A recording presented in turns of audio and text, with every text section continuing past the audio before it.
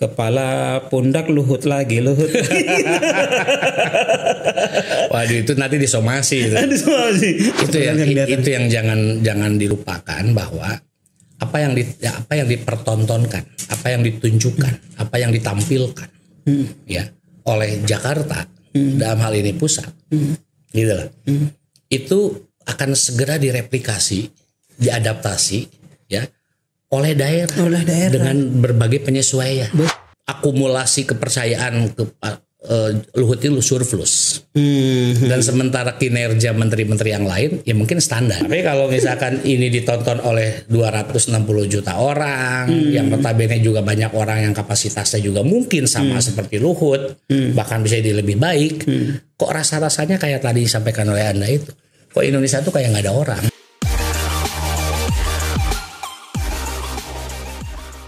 Oke, assalamualaikum warahmatullahi wabarakatuh. Selamat berjumpa kembali dengan saya, Cak Hamid, di YouTube saya ya, yang lumayan makin kece ini.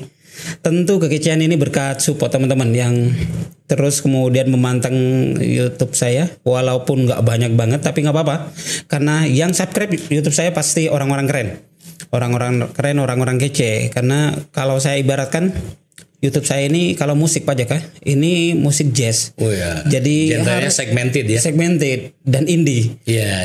Jazz indie pula. Ya. Gitu. Kenapa? Udah jazz indie lagi. Indie lagi. Jadi nggak perlu label, nggak butuh saya itu tentang monetize itu.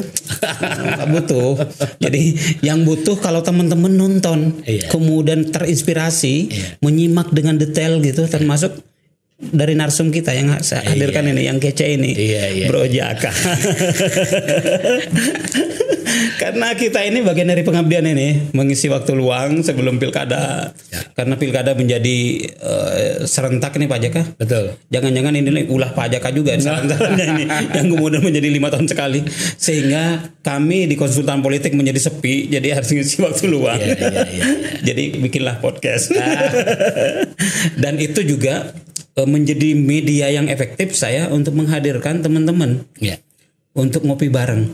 Hikmah terbesar saya ketika bikin podcast ini bisa menghadirkan Pak Jaka, ngobrol sejam 2 jam dengan kehangatan, bertukar pikiran seperti sekarang ini. Karena kalau ngopi di tempat kopi kerjaan kita memang betul. Ngajar ngopi kalau Pak Jaka gitu. Kalau saya minta naman ngopi. Gitu. Kerjanya gitu, ngopi gitu. Nah, ngopinya berkualitas, berhikmah dan bermanfaat. Jadi karena ini akan jangka panjang, betul, akan menjadi legacy bagi kita gitu kan. Jadi omongan Pak Jaka akan terekod sampai akhir hayat. Wow. Ada terima kasih Pak Jaka hadir di podcast saya. Dan saya ingin hadirkan Pak Jaka ini dalam segmen ini. Saya ingin berbicara ke nasional. Kalau sesi sebelumnya kembali ke Banten gitu, ke rumah kita. Sekarang kita bicara nasional. Apa nih? Kalau Banten rumah kita. Kalau bangsa ini apa nih? Bangsa kita. Kita kan aktivis gitu kan. Jadi mikirin negeri gitu kan. Mikirin nasib kita sendiri. Iya. Ciri khas intelektual itu kan kegelisahan. Kegelisahan, betul. Jadi kaum intelijensi itu harus punya kegelisahan. Nah, kegelisahan itu hadir karena kita larut dalam isu-isu publik. Betul. Gitu loh. Kalau kitanya asik sendiri sebetulnya peduli amat bangsa ini kan begitu. Betul. Tapi nggak boleh. Justru ya nature kita sebagai intelijensi itu ya harus. Dan nggak bisa kita itu lepas dari memikirkan negara bangsa ini ya. Persis. Karena kita basisnya aktivis. Menjadi kutukan gitu. Mencoba untuk tidak peduli itu menyiksa. Jadi akhirnya suka tidak suka kita harus. Karena itu kita cinta gitu ya. Sama dengan mantan maunya yang itu pernah cinta gitu. Mencoba nggak peduli itu tetap susah ya. Tidak bisa move on ya dari isu-isu kebangsaan, dari isu-isu publik gitu. Betul. Dan isu yang trending sekarang itu salah satunya banyak meme sekarang itu adalah terkait jabatan rangkap Lord Luhut. Jadi sampai ada meme itu Kepala pundak Luhut lagi, Luhut. Waduh, itu nanti disomasi. Jadi ini yang terakhir tentang percepatan pembangunan LRT yang katanya nggak progres gitu. Termasuk yang Cisundawu kemarin. Cisundawu, iya, terus ada 7 koordinator sekarang yang dijabat itu. Jadi kalau dulu zaman pemerintahan sebelumnya rangkap jabatan itu sangat dipersoalkan, sekarang menjadi mafhum. Ya. Jadi, gimana menurut Pak Jaka ini? Pertama begini, kalau kita amati Pak Jokowi as a person, sejauh saya memahami, memang kekuatan beliau itu kan sebutlah kalau bahasa beliau jargonnya itu kan kerja. Artinya beliau itu kekuatannya di fokus. Makanya kalau kita mau lebih proporsional memandangnya bahwa misalkan achievement dia, kinerja di jalan tol, infrastruktur dan sebagainya. Kemudian ada sebagian orang yang bilang, wah itu kan idenya zaman dulu, bla bla bla bla bla. Nah, kekuatan Pak Jokowi itu adalah kekuatannya adalah dieksekusi dan dia fokus gitu loh. Nah, persoalan ini kan kompetensi salah satu daripada kompetensi kepemimpinan. Ya, salah satu karena banyak sekali gitu. Nah, persoalannya seringkali dia melihat sumber daya di lingkungan dia, gitu loh, yang kurang lebih satu DNA, satu nature sama dia, dan dia percaya itu terbatas, gitu loh. Banyak orang, tetapi yang punya quote and quote bahasanya harga Jokowi lah, gitu, yang dalam tanda petik itu nggak banyak. Nah, persoalannya apakah ini bagus atau enggak? Itu dia. Itu persoalan bagus lainnya atau enggak gitu. Betul. Itu jadi saya lihat Pak Jokowi kenapa misalkan Pak Luhut lagi. Sebetulnya dia berhadapan dengan situasi di banyak program-program yang dia rintis, dia dorong, dia buka, dia endorse, kok achievementnya, progresnya lambat. Gitu loh. Programnya lambat. Nah, akhirnya dia ingin mengakselerasi nih. Tapi kan tidak mungkin presiden incas di banyak project, daily nongkrongin, gitu loh. Akhirnya dia butuh figur yang kira-kira stylenya mungkin style Jokowi dalam tanda petik. Saya tidak bisa quote and quote memastikan juga. Tapi paling tidak, kenapa Pak Jokowi menurut Pak Luhut? Mungkin satu frekuensi, satu nature lah bahasanya, sehingga yang paling penting soal kepercayaan aja, gitu loh. Karena artinya Pak Jaka ingin mengatakan bahwa Jokowi ini tidak percaya dengan menteri-menterinya atau tidak? Saya tak mudah percaya kira-kira. Nah, saya melihatnya itu. Jadi akumulasi kepercayaan Luhut itu surplus, dan sementara kinerja menteri-menteri yang lain ya mungkin standar, gitu loh, mungkin standar gitu. Atau saya melihatnya dari sisi yang lain, ya boleh jadi Pak Jokowi sebetulnya juga tidak memberikan ruang untuk menteri-menteri lain juga achieve di depan dan dipercaya oleh beliau. Ini kan soal manajemen orang. Ada gitu juga nggak mungkin terkait kepentingan 2024, namanya nggak ingin ngasih panggung terlalu luas ke menteri-menterinya? Itu kan pernah terjadi ya. Waktu di periode sebelumnya, di mana Pak Jokowi juga mengkritisi menteri-menteri yang terlalu show off di publik, rebutan panggung, ya, di periode. Oh iya, betul, di periode pertama. Nah, itu juga yang sebetulnya Pak Jokowi satu sisi memang tidak respect dengan karakter-karakter seperti itu, gitu. Satu sisi juga karena dia masih membutuhkan tim dia untuk mensukseskan status kepemimpinannya kan waktu itu. Jadi ketika 1 tahun sebelumnya udah mulai sibuk ngurusin partainya, ngurusin itu pasti akan mengganggu kinerjanya. Nah, Pak Jokowi concernnya mengganggu targetnya dia, gitu loh. Nah, saya tidak tahu kalau dengan Pak Luhut, mungkin saya melihatnya adalah Pak Luhut adalah orang yang mungkin sudah bahasanya sudah, kalau dalam bahasa orang Sunda udah bruk-brak, udah lu sama gua tuh udah very close gitu. Tapi kan kayak too much, bro. Nah, itu yang jadi masalah. Yang jadi masalah keasikan, kedekatan hubungan mereka berdua selalu intim, secara pribadi ya baik dalam konteks pekerjaan, dalam konteks politik, dalam konteks pribadi yang sangat dekat, itu terlalu diekspresikan vulgar dengan penunjukan Pak Luhut diberikan mandat untuk ngurusin pekerjaan-pekerjaan yang lainnya. Iya, karena contohnya gitu. Kayak kasus percepatan kereta cepat ini, itu kan kendalanya dulu diurus untuk tidak dinainin oleh negara, ya kan? Ketika Luhut ternyata didanain negara, bahkan ditambah. Ya apa istimewanya? Kenapa nggak dulu aja dikasih? Kalau dikasih jalan selesai, saya kira. Betul. Jadi jangan salah persepsi itu. Gua bantu ini ternyata selesai dengan Luhut lah, dananya juga dikucurin. Ya, bukan berlipat lagi. Bukan soal Luhutnya kan, ternyata kan masalahnya anggaran. Betul. Ya, kalau anggaran dari APBN ada, buktinya selesai. Nah kalau selesai ya nggak mesti Luhut. Betul, itu dia. Ya gitu loh kira-kira. Gitu. Mungkin level di BUMN juga bisa selesai. Bisa gitu, kalau udah betul. Ada. Karena anggarannya udah mau dikucurin dan luar biasa ditambah lagi. Betul. Itu menampakkan bahwa bisa satu sisi bahwa kesalnya karena nggak selesai, tapi sisi lain juga saking sayangnya terhadap Luhut. Ya, tapi ada yang begini sebetulnya dalam konteks politik tuh ya, memberikan ruang pada seseorang dan menunjukkan quote and quote kedekatan seseorang kepada publik, itu sebetulnya boleh jadi sedang quote and quote memosisikan Pak Luhut itu juga dalam posisi yang panas. Iya karena diserang kan emang. Betul. Sekarang diserang. Betul. Cara bisa juga nggak tahu juga nih apa kepikiran atau enggak.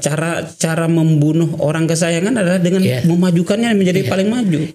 Itu ada nomenklatur apa istilah seperti itu ada dalam konteks politik itu. Ya termasuk dalam sejarah manusia kan. Persis. Habil dibunuh Qabil itu karena terlalu disayang. Betul. Jadi saya pernah ketemu dulu politisi senior lah di Partai Golkar Jawa Barat gitu. Nah dia mengatakan begitu. Kalau saya ingin quote and quote membuat ente diserang orang, ya saya nunjukin rasa sayang saya sama ente di depan orang. Betul. Akhirnya ada itu meme itu. Meme di mana-mana termasuk di berita itu. Jadi berita kalau di Tangsel itu seputar Tangsel ya. Saya baca tadi pagi itu. Kepala pundak lu lagi. Ya termasuk yang saya nggak habis pikir, kenapa semua assignment itu diterima Pak Luhut? Nah itu dia.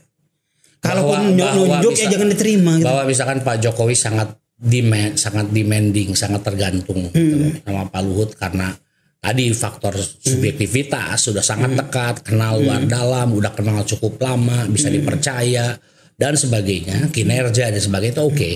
Tapi kan kemudian ketika memberikan banyak assignment kepada beliau sampai over capacity, gitu lah.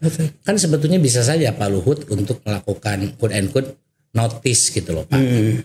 In between notice itu karena udah over, in between dalam konteks resistensi publik. Gitu. Dan pembelajarannya juga ini kan akan jadi legacy kan? Akan jadi legacy. Jadi dampaknya karena ini disorot oleh banyak orang, akhirnya jadi seperti tadi. Seolah di Indonesia itu nggak ada orang lagi. Nggak ada. Apapun kerjaannya, Luhut solusinya. Karena gue termasuk sebel bro.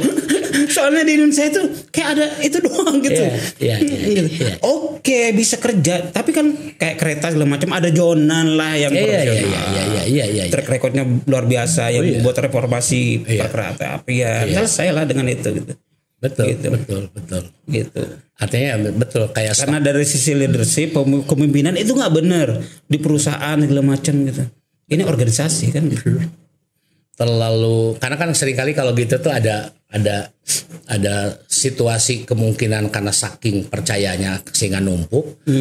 Tapi yang menerima kepercayaannya tidak memberikan, tidak menyampaikan resiko-resikonya karena mungkin tidak enak atau mungkin juga satu sisi menikmati seperti itu.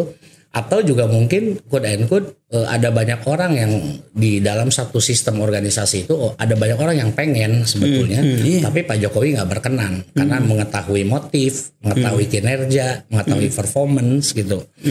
Sementara Pak Jokowi engage dengan isu-isu penting tadi, jalan tol ini itu yang menurut saya Belum tentu juga persoalannya karena persoalan penggantian orang. Betul. Belum tentu selesai dengan pergantian orang. Belum tentu selesai dengan penunjukan Luhut, Cisumdawu selesai. Belum tentu. Betul. Belum tentu dengan Pak Luhut ditunjuk untuk tadilah beberapa proyek, kemudian masalah itu selesai. Belum tentu juga. Betul. Gitu. Karena lagi-lagi lo bayangin satu orang suruh ngurusin 7 isu besar, sementara waktunya Pak Luhut kan 24 jam juga, nggak kayak yang lain. Emang Pak Luhut punya waktu sehari itu 40 jam gitu. Otak tetap tipunya kepala dong. tetap satu. Iya dong. Sebutlah dia kan bisa memanage leadership. Ya tetapi kan nggak bisa monitor, ngontrol dan sebagainya. Betul. Mecah nih, memikirkan ini 1 jam, ya nggak cukup. Persis. Jadi artinya apakah itu sebetulnya penunjukan itu adalah solusi manajemen, solusi leadership, atau solusi teknis? Kita tidak tahu. Tapi kalau lihat ke trennya, ya memang itulah Pak Jokowi. Kalau sudah percaya orang, ya sudah. Nah, hanya persoalannya adalah 2 orang ini gak ada masalah kalau memimpin perusahaan. Betul itu, karena ini negara. Ya, yang nonton kan cuma direksi, manajemen, karyawan. Dan itu ya Gitu bisnis lu gitu kan. Tapi kalau misalkan ini ditonton oleh 260 juta orang, yang notabene juga banyak orang yang kapasitasnya juga mungkin sama seperti Luhut, bahkan bisa jadi lebih baik. Kok rasa-rasanya kayak tadi disampaikan oleh Anda itu, kok Indonesia tuh kayak nggak ada orang. Bukan Gitu rasa-rasanya, emang nggak ada orang sana. Kayak nggak ada orang gitu. Betul. Gitu. Jadi aduh, luar biasa. Itu masalah apa? Menurut saya salah satu masalah juga, karena kan soal SDM itu juga bagian tantangan dari kepemimpinan. Iya tadi di sesi sebelumnya kan Pak Jaka bilang bahwa bagaimana mengorganize pasukan gitu. Iya. Aparatnya, kalau memang lemah ya bagaimana mengupgrade gitu. Apalagi kementerian kan dia bisa ganti tiap minggu juga. No problem. Betul. Masa di Indonesia nggak ada? Betul. 260 juta itu Pak Jaka atau gua gitu. Kalau dananya ada disuntik di APBD, saya kira kita juga bisa ngurus itu bro. Iya. Kan problemnya yang sebelumnya mereka mencari finance di saat corona kan nggak susah gitu kan. Betul. Tiba-tiba negara take over, disuntik lagi. Kalau take overnya Pak Luhut ditunjuk kemudian tiba-tiba masuk 100 triliun 200 triliun dari investor baru, wah itu make sense. Betul. No problem. Tapi mungkin itu salah satu pertimbangan yang karena Pak Luhut kan dikenal dekat dengan koneksi investor-investor dunia, mungkin ya. Tidak tahu. Tapi memang di periode kedua ini Pak Jokowi banyak melakukan terobosan-terobosan yang relatif aneh gitu. Betul. Karena gini, satu sisi ada tekanan dia harus perform dengan komitmen-komitmen janji-janji kampanyenya. Tapi satu sisi secara psikologi periode kedua ini juga dia mulai agak kurang aware terhadap image. Nah, seringkali ini menjadi problem sendiri gitu. Saya jujur udah mulai agak kehilangan respeknya sebetulnya ketika ya itu hak dia sih menunjuk anak dan menantunya jadi calonnya. Kalau bagi saya sayang. Coba aja kalau dia konsisten ya selama saya memimpin wala alihi gitu ya, anak dan menantu saya itu tidak akan engage di dalam urusan politik. Mungkin dia lolos jadi tokoh bangsa. Kalau sekarang ya jadi tokoh politik. Tokoh politik. Dan kayaknya mau jadi pemain politik. Soalnya kayaknya di periode mendatang ini sangat ditentukan oleh dukungan arah angin Jokowi kemana. Ya Jokowi faktor ada pasti. Bisa jadi kingmaker juga. Ya mudah-mudahan basis ya dengan asumsi ya bahwa ya Jokowi masih surplus konstituen gitu. Tidak terdegradasi dan tidak tergerus sehingga Jokowi faktor itu penting. Gitu. Masih ada lah karena sekarang itu survei terakhir kan masih kepuasannya walaupun udah turun longsor lumayan kan masih di atas 50 ya. Masih. Survei indikator yang kemarin yang rilis terakhir. Betul. 50 berapa 58 9 ya. Betul. Tidak kayak itu artinya masih penting gitu. Terus kemudian di menurut Pak Jaka kalau ini tetap terjadi, kira-kira ada potensi nggak di daerah-daerah di level gubernur segala macam bisa melakukan yang kayak yang sama yang nah itu yang jangan dilupakan bahwa apa yang dipertontonkan, apa yang ditunjukkan, apa yang ditampilkan ya oleh Jakarta dalam hal ini pusat gitu lah. Itu akan segera direplikasi, diadaptasi ya oleh daerah dengan berbagai penyesuaian. Betul, dengan adaptasi dengan nature-nya, dengan karena prinsipnya yang dipertontonkan itu antara menginspirasi, antara mengkonfirmasi. Boleh toh ternyata gitu kan. Iya gitu kan itu kan kacau. Betul. Kan kacau kalau nggak bisa diperbaiki. Itu yang jangan dilupakan sebetulnya oleh pemimpin Jakarta di pusat gitu. Hari gini dengan digitalisasi, dengan informasi yang sangat masif dan sebagainya. Betul. Once pemimpin itu melakukan sesuatu di Jakarta, itu resonansinya kemana-mana. Iya betul. Resonansinya kemana-mana. Akhirnya mereka di daerah punya ide yang sama kan, dengan cara yang agak berbeda, diadaptasi sama mereka. Betul. Apalagi daerah kan kadang-kadang merasa gubernur ya gue wakil pemerintah pusat, bupati ya gue yang menguasain. Iya.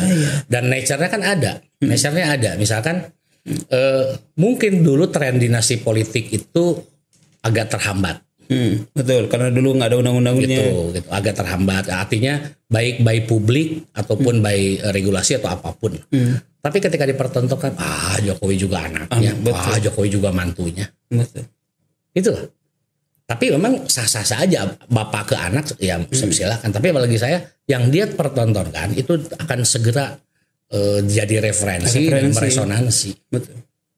Sehingga wajar kalau memang praktek bapaknya 2 kali periode ganti sama istrinya, diponakannya dan sebagainya. Betul. Gitu. Kalau itu sudah jamak dari dulu, nanti akan ditambah dengan yang ngelola pemerintahan satu SKPD gitu, karena yang dipercayain nanti ex officio di sini.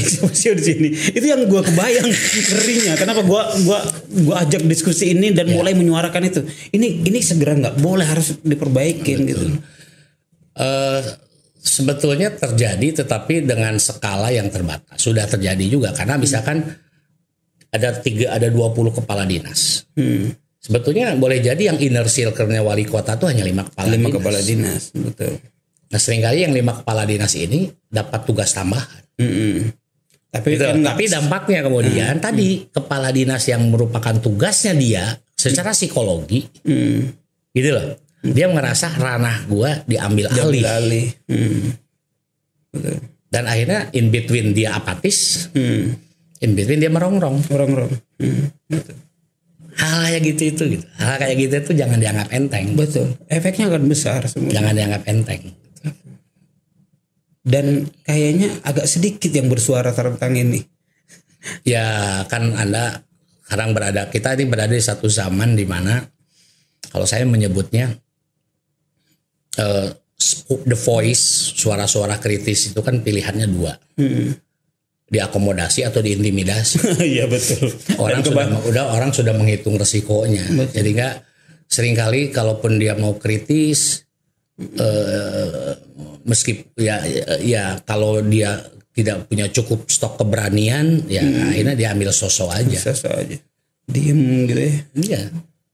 Gitu loh. Padahal kalau menurut saya bangsa ini kan 20 dari 98 Anda demo dengan saya itu kan. 20 tahun 99, 98, 99, sekarang sudah 2021, hampir 24 tahun. 24 tahun betul.